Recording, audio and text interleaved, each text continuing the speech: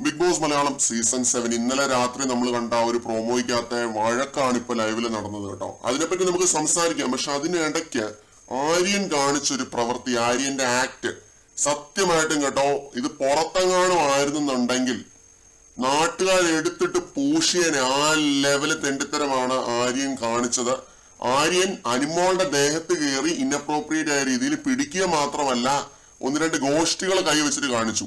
എന്നിട്ട് പറഞ്ഞ എന്തോ കാര്യം പറയുന്നുണ്ട്, പക്ഷെ അത് മ്യൂട്ട് ചെയ്തിട്ടാണ് കേൾപ്പിച്ചത്. ആര്യനെ വെളുപ്പിക്കണമല്ലോ.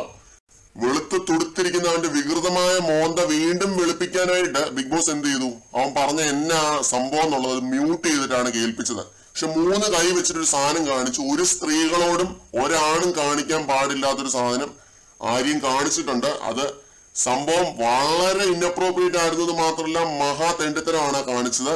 ഒരു ജെന്റിൽമാനും കാണിക്കാൻ പാടില്ലാത്ത ലെവലിൽ ചെറ്റത്തരമാണ് കാണിച്ചത്. പിന്നെ നൂറയുടെ കയ്യെ കയറി പിടിച്ച് ആ സാധനം പിടിച്ചു വാങ്ങേണ്ട ഒരാവശ്യവും അവിടെ ഇല്ലായിരുന്നു. അതും ആര്യൻ ചെയ്തത് ആര്യന്റെ ഇതാണ്. ഞാനത് പറയുന്നില്ല, ഫിൽ ഇൻ ദ ബ്ലാങ്ക്സ് ആക്കി ഞാൻ വെച്ചിരിക്കുകയാണ്.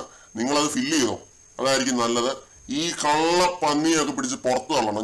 ഞാൻ പറയുകയാണ് കേട്ടോ. ഈ ഇങ്ങനെയുള്ള കള്ളന്മാരെ പിടിച്ച്, ഇങ്ങനെയുള്ള ഉഡായ്പന്മാരെ പിടിച്ച്, ഈ സ്ത്രീകളോട് മര്യാദയ്ക്ക് പെരുമാറാൻ അറിയാൻ മേലാത്ത ഈ നാറികളെയൊക്കെ പിടിച്ച് പുറത്തേക്ക് തള്ളണം.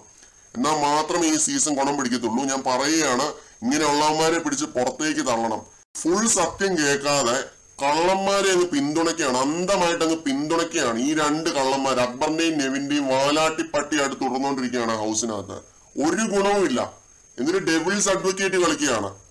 നെവിൻ കള്ളത്തരം ചെയ്തിട്ടുണ്ട് എന്ന് നെവിൻ വന്ന് പറയുന്നതിന് മുമ്പ് വരെ നെവിന് വേണ്ടി അവിടെ അങ്ങ് ന്യായീകരിക്കാൻ അങ്ങ് തുടങ്ങി, ന്യായീകരിച്ച് മെഴുകാനായിട്ട് തുടങ്ങി.